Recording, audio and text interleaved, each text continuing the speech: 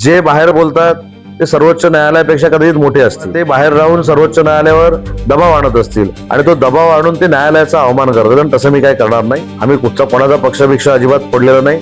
नाही, मीडियामध्ये चर्चा नाही. रोज सकाळी एक चर्चा सुरू होते, नंतर मध्येच दुपारनंतर काहीतरी होते. ते नाही, युक्तिवाद शेवटी सन्माननीय कोर्टाच्या समोर युक्तिवाद होतं. आम्ही आमचं म्हणणं मांडलेलं आहे.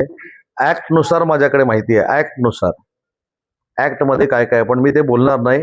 आणि ते सुप्रीम कोर्टामध्ये पिटिशन सुरू आहे. जे बाहेर बोलतात ते सर्वोच्च न्यायालयापेक्षा कदाचित मोठे असतील किंवा त्यांना अगाध ज्ञान असेल किंवा ते बाहेर राहून सर्वोच्च न्यायालयावर दबाव आणत असतील आणि तो दबाव आणून ते न्यायालयाचा अवमान करतात. आणि तसं मी काय करणार नाही. आमच्या वकिलांनी आमची बाजू मांडलेली आहे. आम्ही 100% आशावादी आहोत. आम्ही काही वावगं केलेलं नाही. आम्ही कुठचा कोणाचा पक्षभिक्षा अजिबात पडलेला नाही. जे काय झालंय ते ज्यांच्या कोणाच्या कर्मात झालं असेल ते झालं असेल. आम्ही उठाव केलेला होता. आम्ही त्याच पक्षामध्ये होतो. आम्ही ती सगळी भूमिका मांडलेली आहे. आमचा सर्वोच्च न्यायालयावर विश्वास आहे आणि आम्हाला न्याय मिळेल ही आमची आशा आहे.